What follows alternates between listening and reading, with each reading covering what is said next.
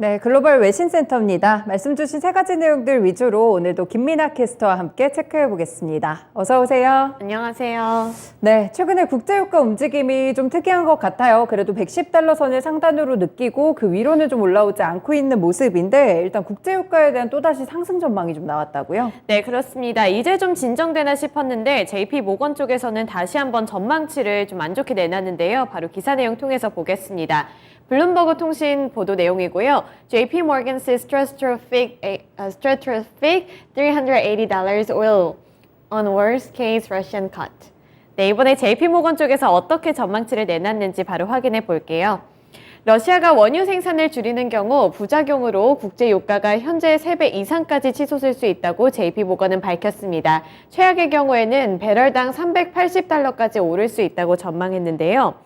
이 JP모건은 러시아가 하루 생산량을 300만 배럴 감축할 경우 이 브렌트유는 190달러까지 치솟을 수 있다고 말했습니다.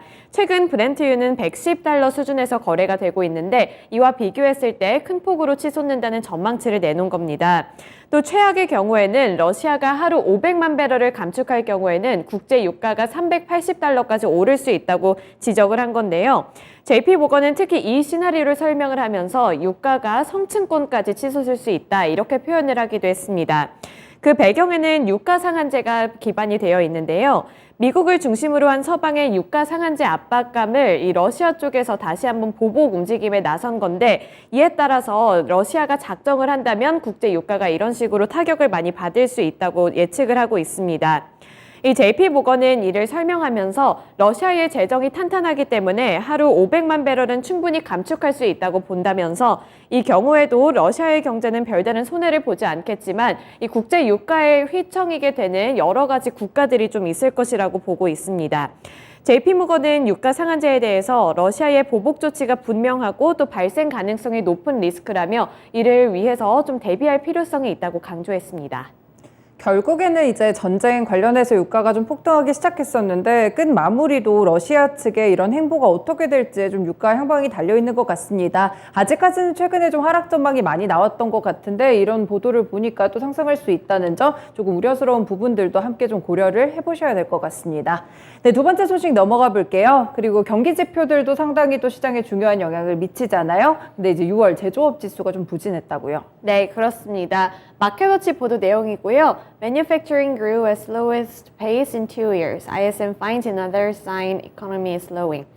네, 이번에 미국의 ISM 6월 제조업 지수가 예상보다 부진하게 나왔다고 합니다. 바로 수치 살펴보겠습니다.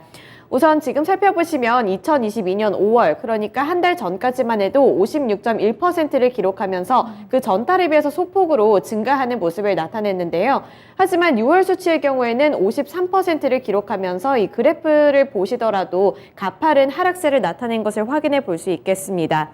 이 공급관리협회인 ISM에서는 이 6월의 제조업 구매자 관리 지수가 이렇게 53%를 기록하면서 위축세로 돌아섰다고 말했는데요. 이 2020년 4월과 5월의 위축세를 보인 이후에 25개월 연속 확장세를 유지를 했지만 다시 한번 이렇게 내림세로 전환을 하면서 미국 경제에 대한 우려감이 다시 한번 떠오르고 있습니다. 이 ISM의 티모시 R. 피오레 회장은 미국 제조업 업황이 공급망 차질로 어려움을 겪고 있다고 밝혔는데 이 지수가 전월보다는 하락을 했지만 여전히 수요 같은 부분에 있어서는 힘을 받고 있다고 분석을 했습니다. 이 가격 상승세가 3개월 연속 완화됐지만 이 글로벌 에너지 시장의 불안이 계속 지속이 되면서 이렇게 확장세는 유지를 하고는 있지만 그 전달에 비해서 많이 위축이 됐다고 분석하고 있는데요. 수요 전망은 여전히 낙관적이지만 아직은 공급망과 가격 이슈가 가장 큰 이슈가 되면서 시장에는 부담감으로 작용하고 있다는 부분이 핵심 포인트였습니다. 결국에는 경기 침체 이 부분에 관련된 지표들이 계속 좀 확인이 되면서 우려스러운 부분들이 커지고 있는 것 같은데요. 이 GDP 전망치도 이 기관들이나 뭐 은행 쪽에서 예측하는 부분들이 내년 성장률 되게 안 좋게 보고 있거든요. 또 네. 한쪽에서 애틀랜타 연은 총재 이쪽에서도 연은 쪽에서도 좀 안 좋게 봤다고요? 네, 그렇습니다. 애틀랜타 연은 총재가 이번에 제시를 한 전망치도 하향 조정됐는데요. 기사 살펴보시면 미국의 애틀랜타 연은이 추적하는 국내 총생산 전망치가 마이너스대로 떨어진 데 이어서 추가 하락했습니다. 애틀랜타 연은의 GDP 나우 모델로 추정한 미국의 실질 GDP 성장률 전망치는 이날 기준 마이너스 2.1%로 집계됐는데요. 이는 전날인 30일에 집계됐던 마이너스 1% 이후에 추가 하락하면서 2%대까지 내려갈 수 있다고 전망된 건데요. 지난 1분기 GDP 성장률이 마이너스 1.6%를 기록하게 되면서 이 두 개 분기 연속 만약에 이 전망치대로 GDP가 마이너스를 기록할 경우에는 기술적 침체에 들어서게 된다는 부분이 다시 한번 좀 시장에서는 우려감으로 작용이 되고 있습니다. 이 다음에 나올 GDP 나우 업데이트는 오는 7일에 이어질 예정입니다. 네, 오늘 7일에 나오는 지표들도 면밀하게 좀 살펴볼 필요가 있겠습니다. 네, 마지막 소식 넘어가 볼게요. 개별적인 기업 소식 같은데 어떤 걸까요? 네, 제너럴 모터스 관련한 보도 내용이고요. 마켓워치 보도 내용입니다. GM stock slumps after earnings warning as chip shipment timing and supply chain disruptions weigh.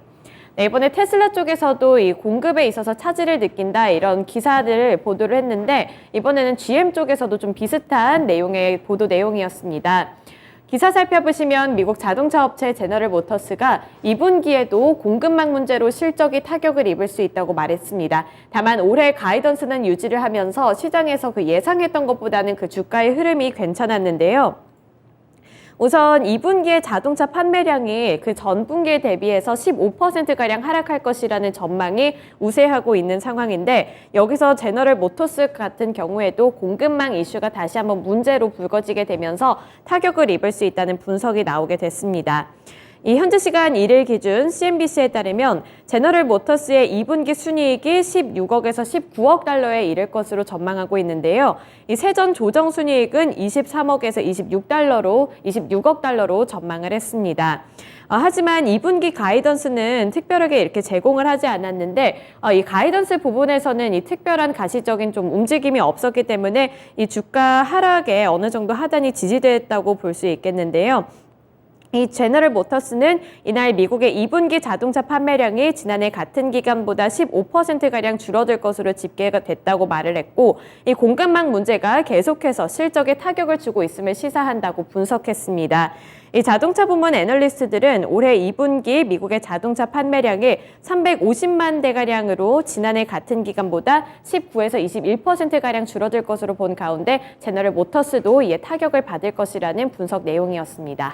네, 초반에 말씀을 좀 주셨지만 테슬라가 2분기에도 이 전 분기 대비 차량 인도가 거의 18%가량 하락했다는 보도들이 상당히 많았었는데 단연 테슬라의 문제는 아닌 것 같습니다. 공급망 차질 문제가 좀 번지게 되면서 제너럴 모터스까지 좀 영향을 주고 있는 부분들 외신을 통해서 살펴봤습니다. 네, 이렇게 세 가지 소식들 봤습니다. 김민아 캐스터와 함께했습니다. 고맙습니다. 지금까지 글로벌 외신센터였습니다.